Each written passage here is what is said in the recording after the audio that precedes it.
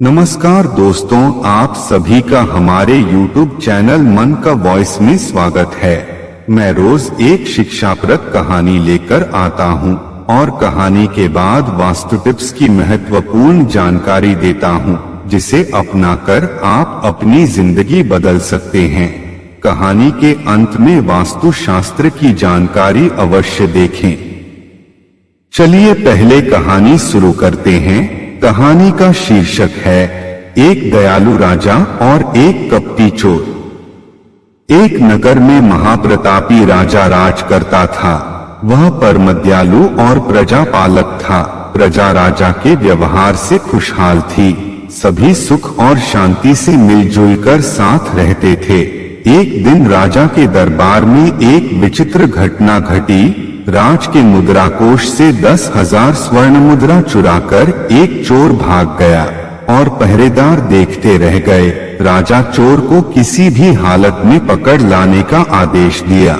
चूंकि चोर चोरी कर भाग चुका था, तो राजा के सिपाही उसके पद चिन्हों से उसका पीछा करने लगे।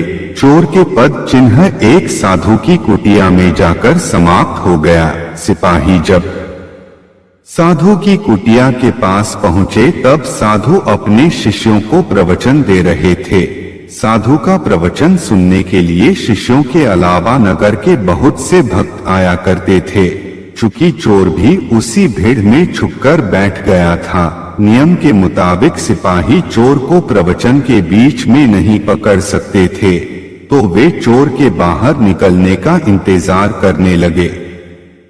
साधु प्रवचन में बोल रहे थे कि पापी से पापी व्यक्ति अगर भगवान के शरण में चला जाता है, तो भगवान उसकी रक्षा का भार अपने ऊपर ले लेते हैं, मगर उसके लिए पापी व्यक्ति को पूर्ण रूप से किए पापों का पाश्चाताप करते हुए पुनः पाप ना करने की शपथ लेनी पड़ती है कि मैं अब इस जीवन कोई भी पाप कर्म नहीं करूंगा, सिर्फ भगवान की भक्ति करूंगा, भगवान के भक्तों की सेवा में यह जीवन समर्पित कर दूंगा, तो भगवान उसका इसी जीवन में पुनर्जन्म करा देते हैं। उसका बुरा कर्म बीते हुए पिछले जन्म की बात हो जाती है।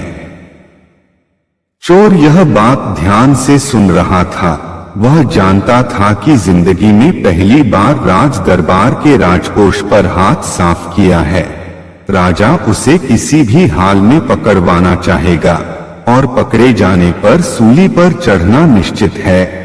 यह देह तो हर हाल में छूट ही जानी है, तो क्यों न महात्मा के कहे वचनों पर अमल किया जाए। उसकी अंतरात्मा बोल उठी, मूर्ख, अब भी वक्त है, तू प्रभु की शरण में जा, तेरी हर गलती माफ कर देंगे, तुझे हर संकट से बचा लेंगे। तू एक बार प्रभु का होकर तो देख। वह भगवान के भक्ति में इतना राम गया कि प्रवचन सुनने वाले शिष्य और नगर वासी कब के चले गए। खुद महात्मा जी भी प्रवचन देकर अपने शयन कक्ष में चले गए। चोर वहीं बैठा रहा।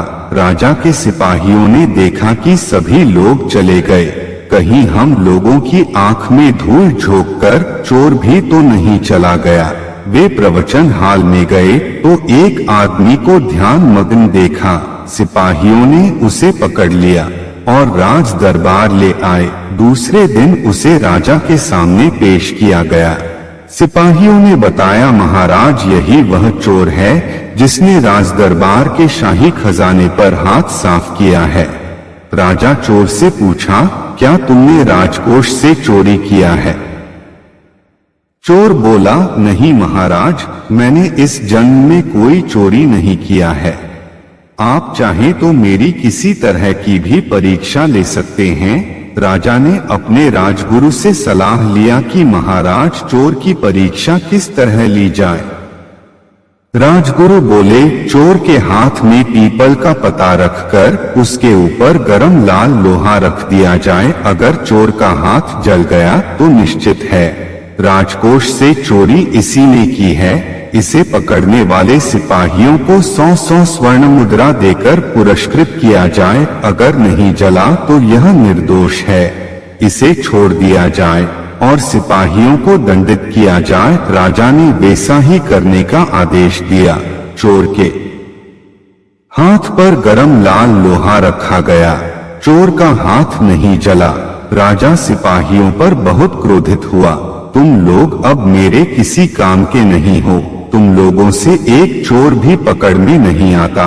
अपनी गलती छुपाने के लिए निर्दोष प्रजा में से शरीफ आदमी को पकड़ लाते हो। राजा ने सिपाहियों को 100 कोड़े लगाने का आदेश सुनाया। चोर चूंकि भगवान में लीन हो चुका था, उसे अब अपनी हानि या लाभ की कोई चिंता नहीं थी, क्योंकि अपने आप को भगवान में समर्पित कर चुका था। उसे अब सच बोलने में किसी राजा या प्रजा से कोई भय नहीं था। वह राजा से बोला, महाराज, आप सिपाहियों को दंडित ना करें, दरअसल चोरी मैंने ही किया है। राजा बोला, आप एक संत आदमी लगते हैं, दया बस सिपाहियों को बचाने के लिए दोष अपने ऊपर ले रहे हैं। मगर इस वक्त सिपाहियों को दंडित करना आवश्यक है और राजधर्म के नियमानुकूल है। आप इस फैसले से दुखी ना हो। चोर बोला, महाराज, मुझ पर आप भरोसा करें, मैं भी राजधर्म का ही पालन कर रहा हूँ और झूठ नहीं बोल रहा। चोरी मैंने ही किया है। राजकोष का सारा धन मैंने जंगल में एक पेड़ के कोटर में छुपा रखा है। आप मेरे साथ मंत्री और सिपाहियों को भेजिए, पहले राजकोष का धन राजकोष में आ जाए। राजा चोर के साथ मंत्री और कई सिपाहियों को भेजा, मगर यह सब खुद अपने आंखों से देखने के लिए खुद भी चोर के साथ जंगल में गया। चोर सचमुच एक कोटर में सारा माल छुपा रखा था। सारा माल निकालकर राजा के हवाले कर दिया। राजा बोला, आश्चर्य की तुम्हारी परीक्षा लेते वक्त तुम्हारा हाथ क्यों नहीं जला? चोर बोला, महाराज, ये चोरी मैंने अपने पिछले जन्म में किया था और इस वक्त मेरा नया जन्म हो चुका है, इसलिए नया जन्म में कोई चोरी किया ही नहीं, तो उसी के कारण मेरा हाथ नहीं जला। राजा का माथा चकराया। बहुत माथा पची के बाद भी राजा के पल्ले कुछ भी नहीं पड़ा। चोर से बोला, मुझे साफ साफ समझाओ। तब चोर बोला, महाराज, मैं वास्तव में एक चोर था और चोरी करता था। जब आपके सिपाही मेरा पीछा करते हुए जंगल में गए तो मैं डरकर महात्मा के आश्रम में छिप गया। महात्मा जी उस वक्त प्रवचन कर रहे थे। मैं प्रवचन सुनने लगा। मेरे साथ सैकड़ों लोग प्रवचन सुन रहे थे। कोई सत्कर्म के लिए प्रवचन सुन रहा था, कोई पुण्य के लिए प्रवचन सुन रहा था। मैं अपनी जिंदगी बचाने के लिए प्रवचन सुन रहा था और भगवान में अपने को समर्पित कर दिया। अब मुझे अपने इस शरीर की कोई चिंता नहीं। मेरी चिंता अब भगवान ने अपने ऊपर ले लिया है।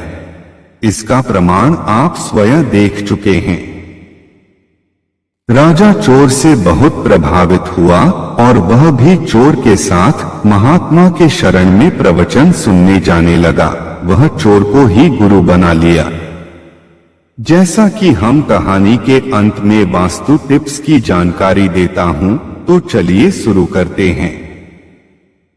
6 चीजें सोते समय रखें सिरहाने, चमक उठेगी किस्मत, कभी नहीं होगी पैसों की तंगी। वास्तु शास्त्र के अनुसार घर में रखी हुई हर चीज का अपना एक प्रभाव होता है और कोई ना कोई प्रभाव घर के हर सदस्य पर पड़ता है। उसका प्रभाव व्यक्ति और स्थान पर लाभ या हानि भी करा देता है। ये बहुत से कम लोग जानते हैं कि सोते वक्त भी आप जिस चीज को अपने सिरहाने रखकर सोते हैं, उसका आपके जीवन पर क्या असर पड़ता है। वास्तु शास्त्र के अनुसार माना जाता है कि कुछ ऐसी चीजें हैं जिन्हें हम अपने पास रखकर सोते हैं तो कभी पैसों की तंगी नहीं रहती।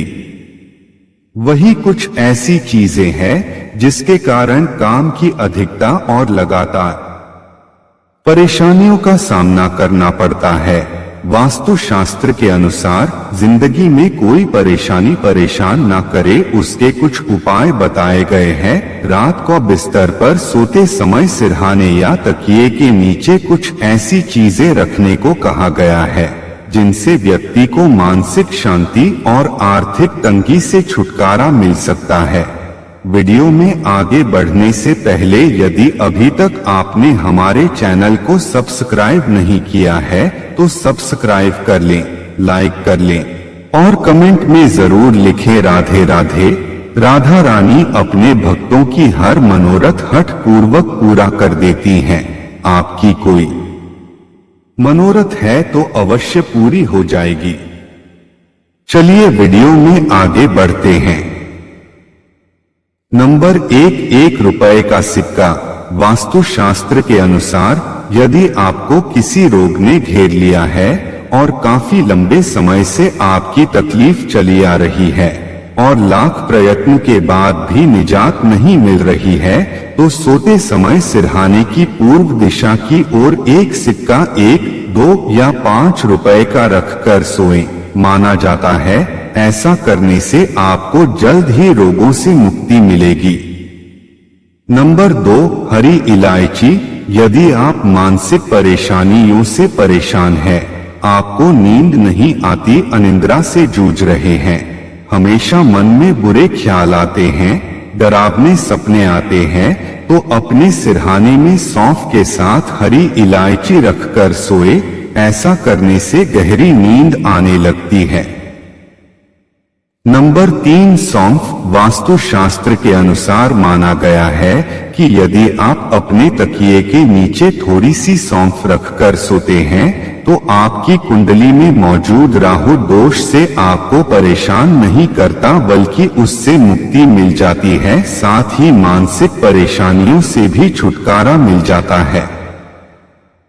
नंबर 4 लहसुन। वास्तु शास्त्र के अनुसार माना गया है यदि लहसुन की कुछ कलियों को आप अपने तकिया के नीचे रखकर सोते हैं तो आपके जीवन में सकारात्मक ऊर्जा का संचार बढ़ेगा, जिससे आप सकारात्मक ऊर्जा से ओतप्रोत हो जाएंगे। साथ ही आपको अच्छी नींद भी आने लगेगी, मानसिक टेंशन खत्म हो जाएंगे, आपको हर काम में मन लगने लगेगा, जिस काम में हाथ लगाएंगे सफल हो जाएंगे। नंबर 5 कोई नुकीले लोहा या चाकू। यदि आपके घर में बच्चे हैं और रात में सोते समय अचानक चौंक कर उठ जाते हैं तो वास्तु शास्त्र के अनुसार ऐसे में आपको अपने बच्चे के सिरहाने पर चाकू रखकर सोना चाहिए। ऐसा करने से बच्चों को डरावने सपने नहीं आते और वो गहरी नींद में सोते हैं। नंबर 6 1 लोटा पानी।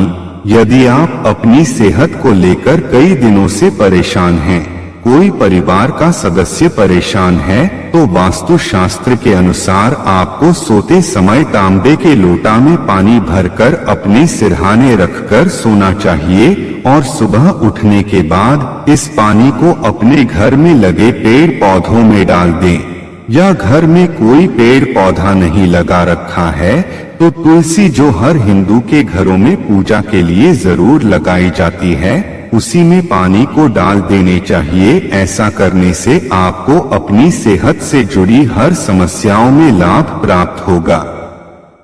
ऐसी ही छोटी छोटी बातों को ध्यान में रखकर और उसका उपयोग करके बड़ी से बड़ी वास्तु दोष से निजात पा सकते हैं, अपनी परेशानियों को दूर कर सकते हैं। आपने हमारे चैनल को सब्सक्राइब नहीं किया है तो सब्सक्राइब कर लें, लाइक कर लें और कमेंट में जरूर लिखें राधे राधे। राधा रानी अपने भक्तों की हर मनोरथ हठ पूर्वक पूरा कर देती हैं। आपकी कोई मनोरथ है तो अवश्य पूरी हो जाएगी। मिलते हैं पुनः एक नई वीडियो के साथ, तब तक के लिए राधे राधे।